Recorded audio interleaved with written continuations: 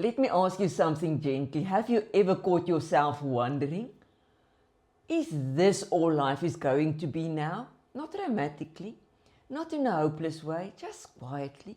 Maybe while making coffee, maybe lying awake at night, maybe after retirement, maybe after the children moved out, maybe after another birthday that arrived much faster than you expected. Because some things shift as we get older. Life gets quieter in certain ways, and sometimes that quiet can feel uncomfortable at first. Because for years your life may have been full of noise, responsibilities, schedules, pressure, work, people needing things from you every minute of the day. And then suddenly there's space. Space to think, space to reflect, space to finally ask yourself, what do I want now? And honestly, that question can feel surprisingly unfamiliar. But what if this season of life is not about becoming less? It's about finally becoming more of yourself. Not the exhausted version of you, not the version trying to prove something, not the version constantly rushing. You, the real you. And maybe, just maybe, your best chapter has not happened yet. Not your 20s, not your busiest years, not the years where you were surviving on stress and caffeine and wondering why. Nobody in the whole house knew where the washing basket was, except you. I still think that mystery deserves a scientific research. But now, this chapter, the slower, wiser, more intentional season. Because life after 60 is not always about decline. Sometimes it is the first time life finally starts making sense. Can I ask you to pause for a moment? Just breathe and think about this. What matters to you now that didn't matter 10 years ago? Because some things changes as we get older. You stop chasing things that once felt urgent. You stop needing everyone to approve your choices. You stop pretending you enjoy noisy restaurants where nobody can hear anything anyway. And slowly, you start protecting your peace differently. That's not weakness, that's wisdom. Most of us grew up hearing the same message. After 60, you slow down, you step aside, you become less relevant. But I don't think that story is true anymore. In fact, I think many people only start becoming themselves properly after 60.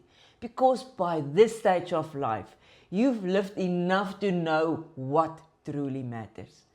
You survived disappointment, you survived loss, stress, unexpected change, heartbreak, financial pressure, health scares, technology updates nobody asked for. And seriously, why do apps move buttons around every 3 days? But through all of it, you adapted. And that's what matters. Because research consistently shows something fascinating. Many people report greater emotional well-being in their 60s and 70s than they did earlier in life. Not because life suddenly becomes easy, but because perspective changes. You stop asking, how do I impress people? You start asking, how do I protect my peace? That changes everything. The truth is, age does not reduce your value. Experience increases your wisdom, and wisdom changes how you live. I want to try something simple this week. Take a notebook, not your phone, a real notebook. Because somehow writing these things down feels more honest and real. Ask yourself 3 questions. What matters most for me now? What no longer matters? What do I want more of in this chapter of my life? You don't have to rush the answers, but because clarity changes direction. Answer it when you are ready. The turning point nobody talk about. There's a quiet moment that many people experience after 60. That is not a dramatic moment, a quiet one. A moment when you suddenly realize you don't have to prove yourself anymore. You don't have to compete with anybody. You don't have to chase approval. You don't have to say yes to everything. You don't have to exhaust yourself trying to keep everyone happy. You can choose differently now. And that freedom, that's powerful. But I also want to say something important. Freedom can feel uncomfortable at first. Because for decades, your identity may have been connected to your job, your role, your children, your responsibilities, your routines. Then suddenly things change. And many people quietly think, what's wrong with me now? Nothing is wrong with you. You are just adjusting. Retirement is not only a financial transition, it is also an identity transition. And identity takes time to rebuild. Feeling uncertain after a major life shift is totally normal. That is not weakness, it is adjustment. So, let's start rebuilding your identity intentional. Not all at once, one small step at a time. Choose one role that reflects who you are becoming now. Maybe it is a mentor, a volunteer, a gardener, a hiker, a creator, a learner, a writer, a community helper. None of the above? Create one. Because identity grows through action, not overthinking. Because if overthinking worked, most of us would already have perfect lives. Why this chapter can become so powerful is that the strength you don't see yet. Let's talk about what you've gained with age. Because yes, there are losses, but there are gains too. You gained perspective. You recognize red flags faster. You recover from disappointment differently. You know which battles are worth fighting. You understand people better. You understand yourself better. And you probably also develop a very low tolerance for nonsense, which is actually quite freeing. But here is the biggest thing you've gained. Resilience. You survive things you once thought would break you. And you are still here. That matters. Because one of the strongest predictors of thriving later in life is not youth. It is adaptability. And adaptability to keep adjusting, to keep learning, to keep moving forward, even slowly, even imperfectly, is wonderful. Let's talk about 3 stories of reinvention. Story number 1, the woman who started walking. After retirement, she felt lost. Her routine disappeared. Her purpose felt blurry. The days felt strangely long. Then, one neighbor invited her to join a walking group, just once a week. That small decision changed everything. Today, she hikes regularly. She has close friendships with other hikers. She feels healthier than she did 10 years ago. And she owns more walking shoes than she ever imagined possible. Once he said something beautiful. I thought retirement would shrink my life. Instead, it expanded it. Story number 2, the widower who found purpose again. After losing his wife, the silence in the house felt unbearable. Evenings felt endless. And then somebody invited him to help children with homework twice a week. Just 2 hours. And slowly something shifted. He started laughing again, feeling useful again, connected again, and he realized something important. Purpose does not always return dramatically. Sometimes it returns quietly, 2 hours at a time. Story number 3. The woman who rediscovered her voice. At 60, she asked herself one simple question. What have I always wanted to do? And that answer surprises even her. She wants to write. So she starts a small blog. No pressure, no grand plan, just honestly and consistently and slowly, people connected with her words. Not because she was perfect, because she was real. And honestly, that's how most meaningful things begin. Not with certainty, with one small, uncomfortable first step at a time.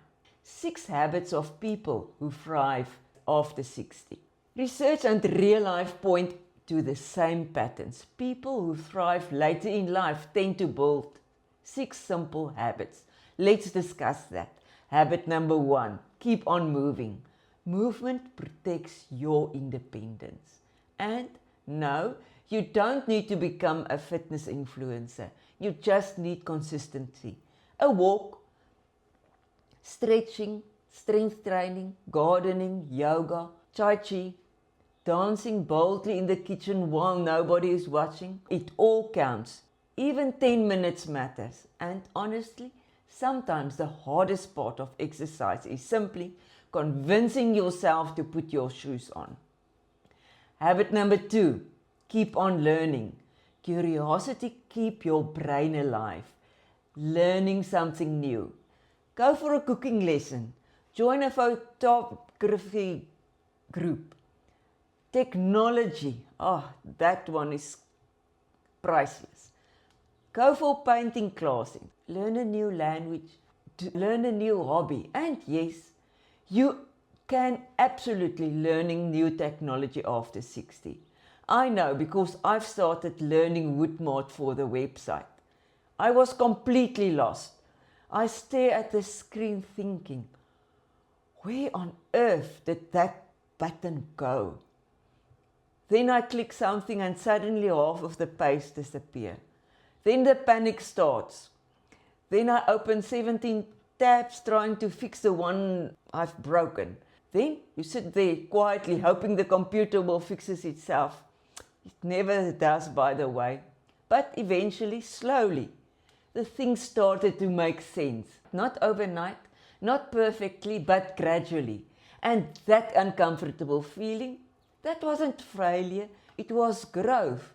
And now my website looks much different than previously. I don't have this pop-up that irritates me. I don't know whether it irritates the other people, but yes, I've did it. Habit number 3, stay connected.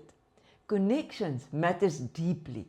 Not surface conversations, real conversations. One good friend, one meaningful conversation, one community. And no, sending one good morning sunflower on WhatsApp does not count as emotional intimacy. Human beings need belonging at every age. Habit number 4, pursue meaning. Purpose gives life direction, and purpose does not need to be huge. It simply needs to matter to you. Maybe it is helping somebody, or growing somebody in your garden or in a pot on your veranda, or creating something, supporting someone, sharing your wisdom with someone. Purpose keeps the spirit alive. Habit number 5, give back. Helping others changes us too. It may be volunteering, mentoring, listening, encouraging.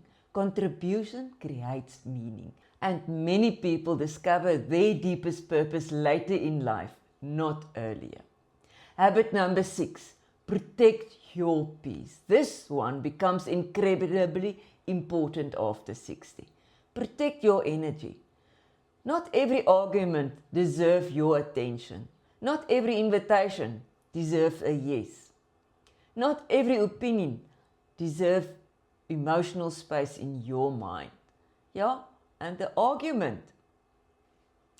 Sometimes you just keep quiet. It's not important because peace becomes valuable. And honestly, it might be one of the greatest gifts of aging. Now let's talk about the 5 action plan. So where do you begin? Not perfectly, just simply. Step number 1, decide what matters to you. Ask yourself, what brings me joy now? What drains me? What do I want more of? What do I want less of? Choose the positive ones. Step number 2, create a weekly rhythm. Every week, choose one physical activity, one social activity, one meaningful activity, because structure creates stability. Step number 3, try something new. One class, art class, sewing class, anything you like.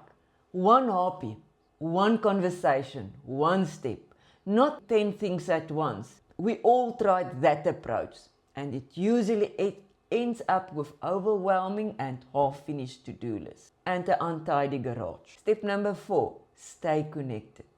Call someone, meet a friend, join a group, reach out first. Connection protects your emotional health. Step number 5, keep moving forward. Progress matters more than perfection, always. So before we finish today, I want you to ask yourself something honestly. What is one small thing you could take this week to make your life feel more meaningful? Not next year, not when things calms down, not when everything is perfect. Honestly, perfect timing has delayed many beautiful things in life. So, if you've been feeling uncertainty lately, if you quietly wonder whether your meaningful years are behind you, please hear me carefully. Your life is not shrinking. It is changing shape. And yes, some things are harder now. Some losses are real. Some morning your knees negotiate before you stand up. And I understand that. But there's also something incredible, beautiful happening in this chapter of life. You care less about pretending. You care more about peace. You are more about meaning. You're more about real connection. And maybe for the first time in your life, you are becoming free. Free to choose differently. Free to slow down. Free to protect your energy. Free to become the person you had never time to become before. So no, you are not finished. You are becoming. And the best chapter, it may not be behind you at all. It may be quietly waiting for you right here. Because life after retirement is not about stepping back. It's about stepping into who you were always meant to become. Please remember to like and subscribe. Thank you for watching.